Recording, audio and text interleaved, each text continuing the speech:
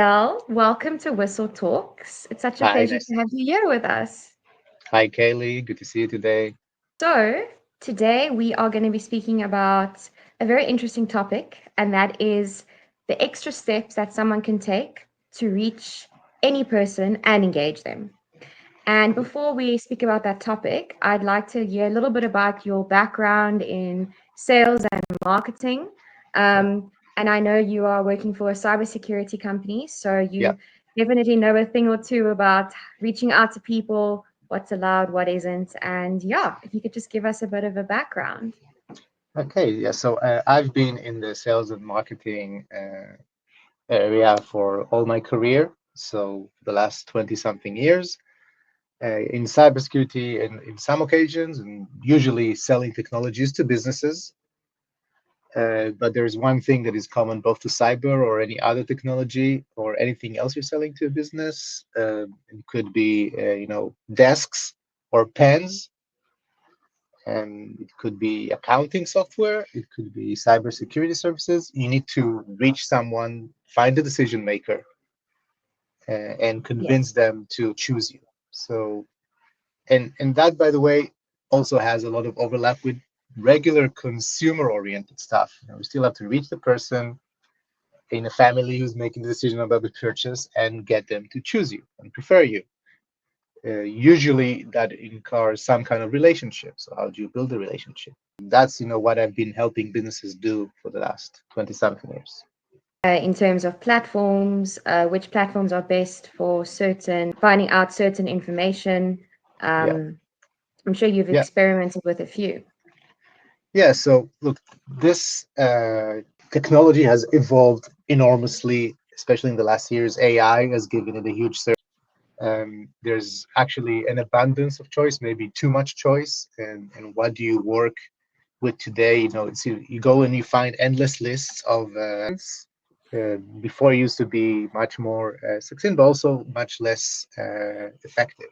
Professionally, in business to business, there's two acceptable ways, which are, let's say, globally and generally acceptable to reach someone with a business proposition. It's the email, their work email, and phone. Many tools today that can help you find anyone's phone number, email, and then it's of course up to you to properly design and craft your message and put in the right hook, and then also right response to the first couple of interactions so that you create a conversation and a foot in the door for a relationship for later. And my newly favorite email finder recently, I've been using hunter.io. I have no affiliation there. I just like their service. It's very easy to use and it's been very effective in helping me find emails of people I've been trying to reach. Oh, Um, interesting. thing recently, which is a very useful tool for breaking resistances when it comes for comparison to competition, is completely.ai, Okay. and then you have a nice set of ready responses. If they ask you right off the bat about a competitor or different solutions, because it very often goes this way very early in the call. So it's good to have that prepared in advance, not just later, but also in your first time you're Yes. engaging with a prospect. Important call where you know you're going to reach an important decision maker. It's worth doing some research, and there's plenty of tools today. Obviously, the more effective ones are paid ones, but not super expensive ones like Whitebridge, for example. We can kind of produce kind of a profile about the person and know as much as possible about their professional and personal life. And then there's things you can use in your pitch to engage them. Speak to you about communication. I'm assuming I feel sometimes like it could be a little bit overwhelming with all of these different platforms. Some people are chatting on LinkedIn, email, Slack, Yeah, yeah, Teams, all yeah. these sorts of things. How do you usually navigate that? Are you on all the platforms? What do you prefer to use and why? Look, we have an attention deficit problem generally. Okay, when you're reaching someone, first of all, you have to stand out from all the general noise they have. Yes. and then within your sector and the options or things you're competing with. So it's actually very similar to what you experience every day, you and me and everyone else as a consumer. It's called viral hooks. There's things that make you watch a video over others when you're uh, scrolling through your Instagram. Of course. Why do you choose to continue seeing this video and you scrolled away on the 15 others beforehand? There's something that worked. It's a hook. So it's the same principle. I mean, I've been using that same principle with, let's say, vocal hooks or conversation hooks in emails or in when you're speaking to someone in the first call or in LinkedIn messages, and then have them at least read your message and give you a better chance of standing out from all the noise. And yes, it's becoming increasingly difficult, but there is still no other way. I mean, the only better way that I know, and that's what probably our next subject here is how to leverage networking, because any common connection, any person you both might know, and that's globally always helpful, is a much better opening stance. Oh, I see you've known John from the such and such company. Oh, I've met him in the conference. Were you there too? You already have some kind of engagement. Yes. So of course LinkedIn is an obvious choice, but please trying to research anything else, trying to think any other common things, any, I don't know, things you both might like, and then that gives you an extra edge on top of your ability to make good hooks or not in your conversation or your drafting of your emails. We chat a little bit about the phone, how Yeah, powerful it is using the platform of a phone, even though it is one of the oldest forms of communication. it's still the best one. I mean, maybe second only to face-to-face meetings, which is Exactly. something you might do in conferences. Our biology is still the same one that it was hundreds or thousands of years ago, and it's geared to read and get a lot of subliminal and let's say unconscious messages from people we converse and connect with. When you do this only via chat or email, it's much harder to convey and sense those things, although we still do it. Sometimes, think about it, somebody sends you a sad smiley and you're not sure if they're joking or if they're actually sad, right? I mean, we Yes. still have that tendency to try to interpret our counterpart all the time. So the more barriers you break down, and possibility you have to connect with the prospect. So obviously voice chat or calling is still a way to reach a lot of people. Uh, Video chat is sometimes probably something that you don't do so spontaneously. I mean, you don't cold video chat people. You might Exactly. cold call people though, and when you cold call Yeah. people, your tone of voice, to read their tone of voice and use that, is as powerful as you'd get from long distance. I mean, so that's why try to do everything in your power to actually pick up the phone and have be in contact via phone with the people you want to engage with. Be as humane as possible. And Of course. if you made that extra effort and found a way to reach them and started the conversation properly, you standing out from a lot of the crowd. And then when we are engaging with these people over the phone, um, Yeah, or wherever, obviously we living in a world where we work with people all over the world in different yeah, countries, different cultures, and all of that. yeah. How do you navigate working with people from different cultures? So first of all, there's a lot of information. I mean, people, for example, know that when they go to Japan, they have to prepare a lot of etiquette and ways, Yes. how to communicate, and the social code there is so different that you probably know. But sometimes people just jump across the pond from Britain to France or some other, and they forget that they're moving zones and that things might change culturally even a few miles apart.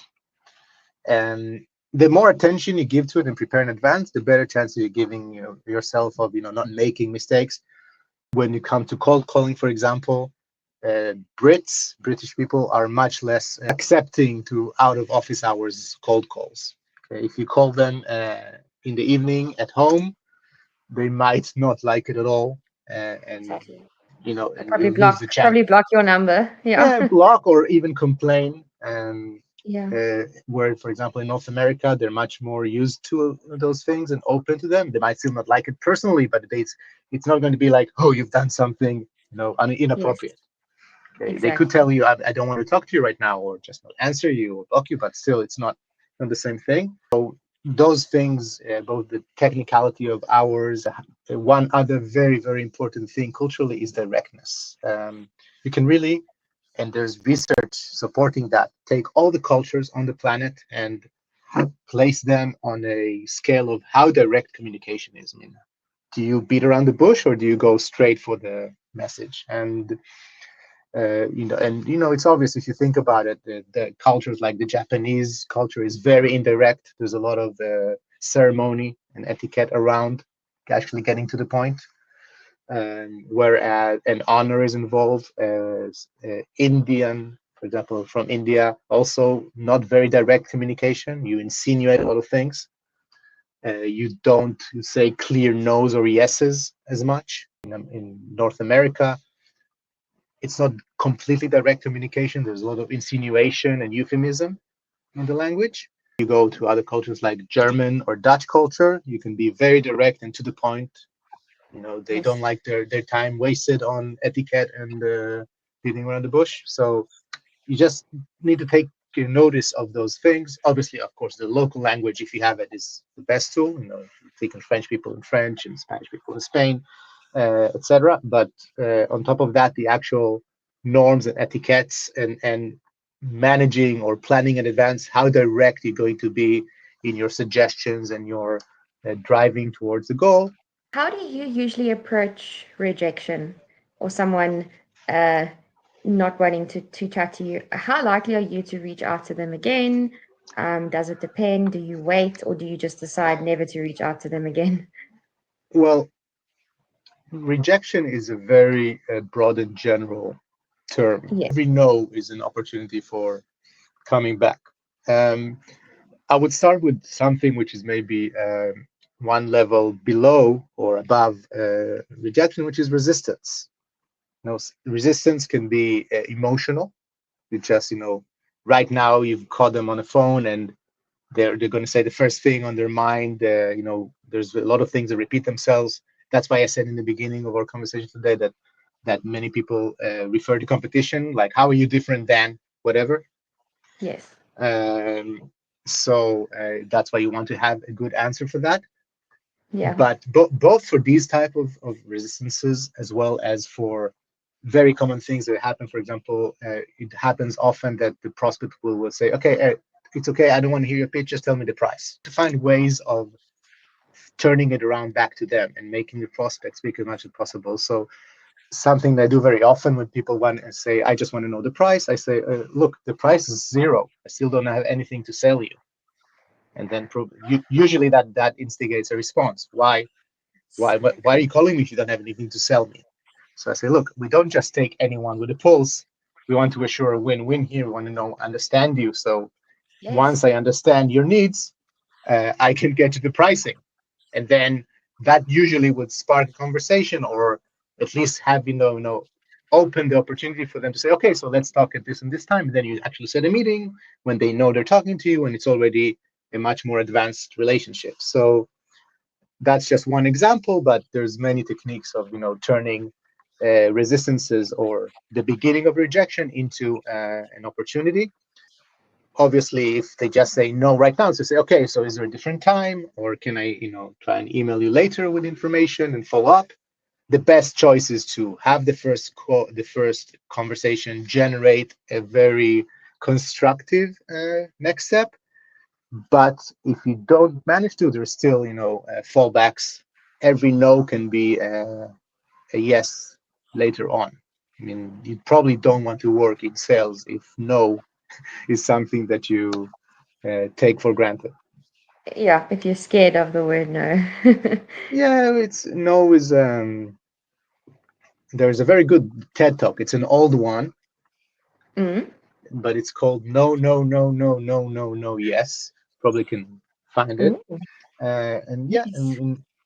at some point in the future, every no can be a yes. It's a matter of, first of all, consistency, and then seizing the opportunity when it comes again. Remember, you're talking to human beings, even if they're Yes. buying a multi-million service, I don't know, like a very expensive system to protect their bank from breaches. The person who's making the decision is still a person. They have feelings and emotions.